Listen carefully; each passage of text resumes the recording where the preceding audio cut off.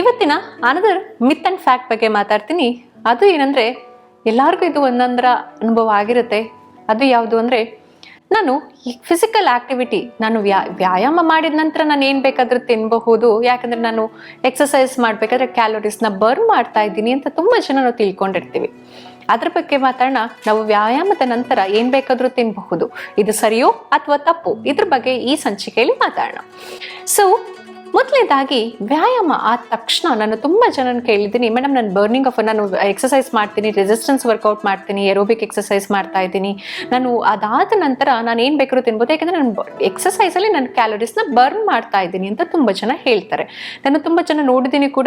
Exercise gym ಮುಗಿದ ತಕ್ಷಣ ನಾವು ಈಗ ಸ್ವೀಟ್ ತಿನ್ನೋದಾಗಿರಲಿ, ಅಥವಾ ಹೋಗಿ ಕಾಫಿ ಕುಡಿಯೋದು, ಅಥವಾ ಸಡನ್ನಾಗಿ ಜ್ಯೂಸಸ್ ಕುಡಿಯೋದು, ಅಥವಾ ತುಂಬ ಜನ ನಾನು ನೋಡಿದ್ದೀನಿ. ಸೊ ಈ ಥರ ಮಾಡಿದಾಗ ಹೇಗೆ ನಮ್ಮ ಬಾಡಿ ಅದನ್ನು ಎಕ್ಸೆಪ್ಟ್ ಮಾಡುತ್ತೆ ಅಂದರೆ, ಒಂದು, ನಾವು ಯಾವಾಗಲೇ ವ್ಯಾಯಾಮ ಮಾಡಿದ್ರೆ ಒಂದು ನಾವು ತಿಳ್ಕೊಬೇಕು, ಬ್ಯಾಲೆನ್ಸ್ಡ್ ಡಯಟ್, ಆಮೇಲೆ ಗುಡ್ ನ್ಯೂಟ್ರಿಷನ್. ತುಂಬ ಜನ ವೆಯ್ಟ್ ಲಾಸ್ ಮಾಡ್ಕೋಬೇಕು, ಫ್ಯಾಟ್ ಲಾಸ್ ಮಾಡ್ಕೋಬೇಕು ಅಂದರೆ ಜಿಮ್ಮಿಗೆ ಜಾಯ್ನ್ ಆಗಿ ರೆಸಿಸ್ಟೆನ್ಸ್ ವರ್ಕೌಟ್ ಮಾಡ್ತಾ ಇರ್ತಾರೆ. ವರ್ಕೌಟ್ ಮೇಲೆ ಜಾಸ್ತಿ ಫೋಕಸ್ ಮಾಡ್ತಾರೆ, ಬಟ್ ಆಹಾರದ ಮೇಲೆ ಅವರು ಫೋಕಸ್ ಇರಲ್ಲ. ಅವಾಗ ಏನಾಗುತ್ತೆ, ಅವಾಗಲೂ ಕೂಡ ಅವ್ರಿಗೆ ವೆಯ್ಟ್ ಲಾಸ್ ಮಾಡೋದಕ್ಕಾಗಲ್ಲ. ಯಾಕೆ ಅಂತಂದರೆ, ಫಸ್ಟ್ ನಮಗೆ ಇಂಪಾರ್ಟೆನ್ಸ್ 70% ನಮಗೆ ಆಹಾರ ಪದ್ಧತಿ, diet place a very important role ಅಂತ ಹೇಳ್ತೀವಿ. 10 to 20% physical activity place a role ಅಂತ ಹೇಳ್ತೀವಿ. ಯಾಕೆಂದರೆ ನಾವು ಫಿಸಿಕಲ್ ಆಕ್ಟಿವಿಟಿ ನಾವು ದಿನಕ್ಕೆ 1 hour ಅಥವಾ 2 hour ಅಷ್ಟೇ ಮಾಡ್ತೀವಿ. ಮೇಜರ್ಲಿ ನಮ್ಮ ದೇಹಕ್ಕೆ ಬೇಕಾಗಿರೋದು ಎನರ್ಜಿ, ನ್ಯೂಟ್ರಿಷನ್, ಯಾವುದೇ ಥರ ನಮ್ಮ ದೇಹಕ್ಕೆ ಪೋಷಕಾಂಶ ಬೇಕಾಗುತ್ತೆ ಅಂತ ಪ್ರೊವೈಡ್ ಮಾಡೋದು ಆಹಾರ. ಸೊ ಹಾಗಾಗಿ ನಾವು ಏನು ಬೇಕಾದ್ರೂ ಆಹಾರ ಎಕ್ಸಸೈಸ್ ಆದಮೇಲೆ ತಿನ್ನಬಹುದು ಅನ್ನೋದು ಒಂದು ತಪ್ಪು. ಯಾಕೆ ಅಂತಂದರೆ, ನಾವು ಎಕ್ಸಸೈಸ್ ಎಷ್ಟು ಚೆನ್ನಾಗಿ ಮಾಡಿರ್ತೀವಿ, ನಮ್ಮ ದೇಹ ರೀಬಿಲ್ಡ್ ಆಗಬೇಕು, ದೇಹ ಚೆನ್ನಾಗಿ ಆರೋಗ್ಯವಾಗಿರಬೇಕು ಅಂತಂದರೆ ಸಮತೋಲಿತ ಆಹಾರ ಪದ್ಧತಿ ಕ್ರಮ ಚೆನ್ನಾಗಿರ್ಬೇಕಾಗತ್ತೆ. ಮೊದಲನೇದಾಗಿ, ಸೊ ಯಾವ್ಯಾವ ಥರ ಆಹಾರ ಪದ್ಧತಿನ ನಾವಿಲ್ಲಿ ಫೋಕಸ್ ಮಾಡಬೇಕು ಎಕ್ಸಸೈಸ್ ಮಾಡೋರು ಅಂತಂದರೆ, ಮೊದಲನೇದಾಗಿ ಕಾರ್ಬೋಹೈಡ್ರೇಟ್ಸ್. ಈ ಕಾರ್ಬೋಹೈಡ್ರೇಟ್ಸ್ ಬಗ್ಗೆ ನಾವು ನೋಡೋಣ. ಯಾವ ಥರ ಕಾರ್ಬೋಹೈಡ್ರೇಟ್ಸ್ ತಿನ್ನಬೇಕು. ನಾವು ಇದನ್ನು ಸ್ಮಾರ್ಟ್ ಕಾರ್ಬೋಹೈಡ್ರೇಟ್ಸ್ ಅಂತ ಕರಿತೀವಿ. ಈ ಸ್ಮಾರ್ಟ್ ಕಾರ್ಬೋಹೈಡ್ರೇಟ್ಸ್ ಅಂದರೆ ಏನು?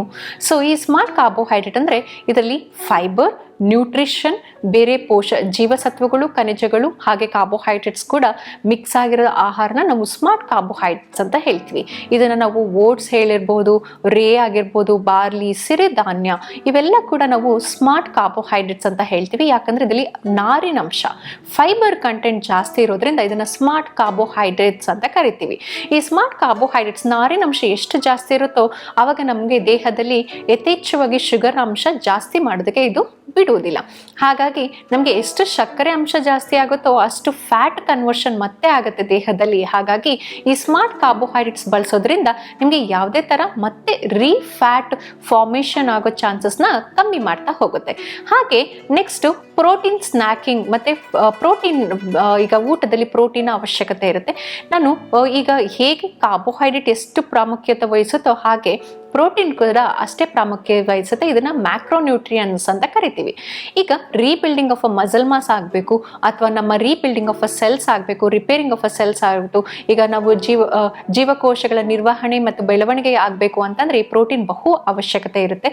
ಹಾಗಾಗಿ ಎಲ್ಲ ಆಹಾರದಲ್ಲೂ ಪ್ರೋಟೀನ್ ನಿಮ್ಮ ದೇಹಕ್ಕೆ ಅನುಗುಣವಾಗಿ, ಹಾಗೆ ಯಾವ ಥರ ಫಿಸಿಕಲ್ ಆಕ್ಟಿವಿಟಿ ಮಾಡ್ತಾ ಇದ್ದೀರಾ ಅಂತ ಅದನ್ನು ನೋಡಿಕೊಂಡು ಪ್ರೋಟೀನ್ನ ಇಂಟೇಕ್ನ ಕೂಡ ನೀವು ಮಾಡಬೇಕಾಗತ್ತೆ. ಈಗ ಯಾವುದೋ ಒಂದು ನೀವು ಸಡನ್ ಆಗಿ ಎಕ್ಸಸೈಸ್ ಮುಗಿಯೋದು ಸ್ನ್ಯಾಕ್ಸ್ ಏನೋ ತಿನ್ನೋದ್ರಿಂದ ಪ್ರೋಟೀನ್ ಬಾರ್ಸ್ ಅಥವಾ ಮನೇಲೇ ಮಾಡಿರೋ ನಟ್ಸ್, ಸೀಡ್ಸ್ ಬಾರ್ಸ್ ಅಥವಾ ಸ್ಮೂದೀಸ್ ಕೂಡ ನೀವು ಪ್ರಿಫರ್ ಮಾಡೋದ್ರಿಂದ ಇದರಲ್ಲಿ ಪ್ರೋಟೀನ್ ಯಥೇಚ್ಛವಾಗಿ ಹೋಗ್ತಾ ಇರುತ್ತೆ. ನೀವು ಪ್ರೋಟೀನೇ ತಗೋಬೇಕು ಅಥವಾ ಪ್ಲಾಂಟ್ ಬೇಸ್ಡ್ ಪ್ರೋಟೀನ್ಸೇ ತಗೋಬೇಕು ಅನ್ನೋದು ಇರಲ್ಲ. ಯಾಕೆ ಅಂತಂದರೆ ನಮ್ಮ ಆಹಾರದಲ್ಲೇ ಬಹುಮುಖ್ಯ ಒಳ್ಳೆ ಅಮೈನೋ ಆಸಿಡ್ಸ್ ರಿಚ್ ಫುಡ್ ಕೂಡ ಸಿಗ್ತಾ ಇದೆ, ಅದನ್ನು ಕೂಡ ನೀವು ಸೇವನೆ ಮಾಡಬಹುದು. ಮೂರನೇದಾಗಿ ಹಣ್ಣು ಮತ್ತು ತರಕಾರಿ. ಈ ಹಣ್ಣು ಮತ್ತು ತರಕಾರಿಗಳು ಆಂಟಿ ಆಕ್ಸಿಡೆಂಟ್ ರಿಚ್ ಅಂತ ಹೇಳ್ತೀವಿ. ನಾವು ವ್ಯಾಯಾಮ ಮಾಡಬೇಕಾದ್ರೆ ಇದರಲ್ಲಿ ಆಕ್ಸಿಡೇಟಿವ್ ಫ್ರೀ ರ್ಯಾಡಿಕಲ್ಸ್ ಅನ್ನೋದು ರಿಲೀಸ್ ಆಗ್ತಾ ಇರುತ್ತೆ. ಈ ಫ್ರೀ ರ್ಯಾಡಿಕಲ್ಸ್ ಏನಾಗುತ್ತೆ, ನಮ್ಮ ಮಸಲ್ ಟಿಶ್ಯೂನ ಬ್ರೇಕ್ ಡೌನ್ ಮಾಡ್ತಾ ಇರುತ್ತೆ. ಆವಾಗ ಏನಾಗುತ್ತೆ, ನಮ್ಮ ಮಸಲ್ ಬ್ರೇಕ್ ಡೌನ್ ಆಗಿರುತ್ತೆ. ನೆಕ್ಸ್ಟ್ ವ್ಯಾಯಾಮದ ನಂತರ ಅದು ರೀಬಿಲ್ಡಿಂಗ್ ಮಸಲ್ ಮಾಸ್ ಆಗಬೇಕು, ಅದನ್ನು ಈ ಆಕ್ಸಿಡೇಟಿವ್ ಸ್ಟ್ರೆಸ್ನ ಕಮ್ಮಿ ಮಾಡಬೇಕು ಅನ್ನೋದು ಮೊದಲನೇದಾಗಿ ಈ antioxidant rich fruits and vegetables ಅಂತ ಹೇಳ್ತೀವಿ. ಹಣ್ಣು ಮತ್ತು ತರಕಾರಿ. ಈ ಹಣ್ಣು ಮತ್ತೆ ತರಕಾರಿ ಯಾವ್ದ್ರಲ್ಲಿರುತ್ತೆ, ನಾವು ಯಾವ್ದು dark colours fruits and vegetables ಅಂತ ಹೇಳ್ತೀವಿ. ಈಗ ಹಳದಿ ಬಣ್ಣದ ತರಕಾರಿ ಅಥವಾ ಹಣ್ಣು, ಕಿತ್ತಲೆ ಬಣ್ಣ, ಹಾಗೆ ಹಸಿರು ಬಣ್ಣ, ಹಾಗೆ ನಮಗೆ ಪಿಂಕ್ ಕಲರ್ ಇರುತ್ತೆ. ಯಾವುದು ಹಣ್ಣು ಮತ್ತೆ ತರಕಾರಿಗಳು ಅದು ಯಥೇಚ್ಛವಾದ ಸೇವನೆ. ಈಗ ನಾವು ಕ್ಯಾರೆಟ್ ತಗೋಬಹುದು, ಬೀಟ್ರೋಟ್ ತಗೋಬಹುದು, ಪಂಪ್ಕಿನ್ ತಗೋಬಹುದು, ಕುಂಬಳಕಾಯಿ ಅಂತ ಹೇಳ್ತೀವಿ. ಇವನ್ನೆಲ್ಲ ನೀವು ನಿಮ್ಮ ಸಲಾಡ್ ಒಳ್ಳೆ ಬಳಕೆ ಮಾಡ್ತಾ ಇರೋದ್ರಿಂದ ಇದು ಕೂಡ ನಿಮ್ಮ ಆಂಟಿ ಆಕ್ಸಿಡೆಂಟ್ಸ್ ಮತ್ತೆ ಈ ಫ್ರೀ ರ್ಯಾಡಿಕಲ್ಸ್ ನ ಬ್ರೇಕ್ ಡೌನ್ ಮಾಡೋದು ಕೂಡ ಕಮ್ಮಿ ಮಾಡಿಸುತ್ತೆ. ಹಾಗೆ ನೆಕ್ಸ್ಟ್ ನಮಗೆ ಫೈಬರ್ ಇಂಟೇಕ್ ಬಗ್ಗೆನೂ ನಾವು ನೋಡಬೇಕು. ಯಾಕೆ ಅಂದ್ರೆ ಈಗ ನಾರಿನಂಶನೂ ಕೂಡ ನಮ್ಮ ದೇಹದಲ್ಲಿ ಇನ್ಫ್ಲಮೇಷನ್ ನ ಕಮ್ಮಿ ಮಾಡೋದಕ್ಕೂ ಕೂಡ ಸಹಾಯ ಮಾಡುತ್ತೆ. ಈ ಇನ್ಫ್ಲಮೇಷನ್ ಕಮ್ಮಿ ಆಗಬೇಕು, ದೇಹದಲ್ಲಿ ಇನ್ಫ್ಲಮೇಷನ್ ಯಾವುದೇ ತರ ಇನ್ಫ್ಲಮೇಷನ್ ಕಾಸ್ ಆಗಬಾರ್ದು ಅಂತಂದ್ರೆ ಈ ನಾರಿನಂಶನೂ ಕೂಡ ಬಹು ಅವಶ್ಯಕತೆ ಇರುತ್ತೆ.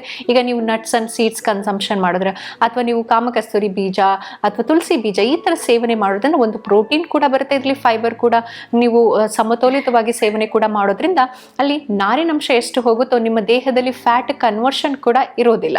ನಮಗೆ ತುಂಬಾ ಹಸಿವಾದಾಗ ನಾವು ಕಾಮಕಸ್ತೂರಿ ಬೀಜನ ನಾವು ನೀರೊಳಗೆ ಹಾಕಿ ಸೇವನೆ ಮಾಡೋದ್ರಿಂದ ನಿಮಗೆ ಫುಲ್ನೆಸ್ ಫೀಲ್ ಆಗುತ್ತೆ, ಪದೇ ಪದೇ ಬೇರೆ ಏನೋ ಆಹಾರದ ಕ್ರೇವಿಂಗ್ ಕೂಡ ಕಮ್ಮಿ ಮಾಡ್ತಾ ಹೋಗುತ್ತೆ.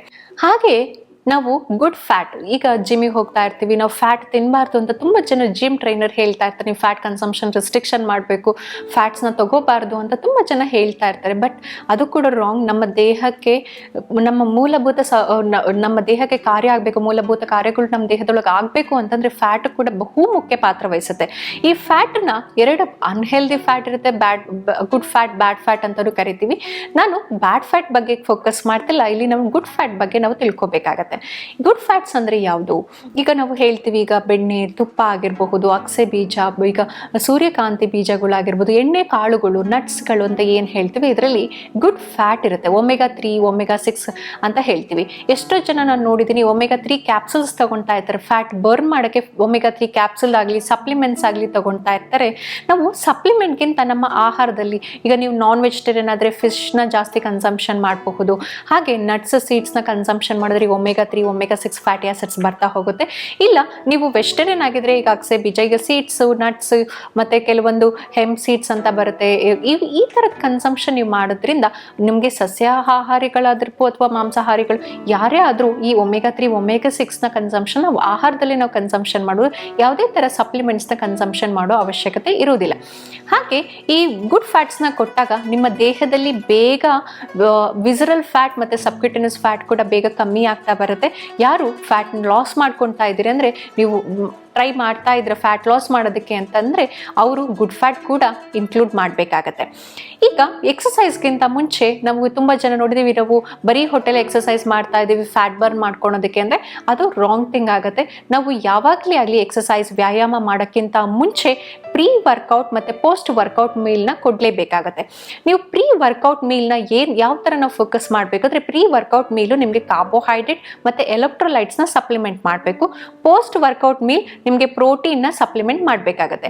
ಈ ಪ್ರೀ ವರ್ಕೌಟ್ ಮೀಲಲ್ಲಿ ನೀವು ಹಣ್ಣು, ಮೊಸರು, ಹಾಲು ಅಥವಾ ನೀವು ಈ ಫ್ಲೇವರ್ಡ್ ಯೋಗರ್ಟ್ಸ್ ಅಂತ ಹೇಳ್ತೀವಿ, ಅಥವಾ ಕೆಲವೊಂದು ನಟ್ಸ್ ಅಥವಾ ಡ್ರೈ ಫ್ರೂಟ್ಸ್ನ ಕನ್ಸಂಪ್ಷನ್ ಮಾಡಬಹುದು. ಡ್ರೈ ಫ್ರೂಟ್ಸ್ನ ಮಿತಿಯಾಗಿ ಕನ್ಸಂಪ್ಷನ್ ಮಾಡಬಹುದು.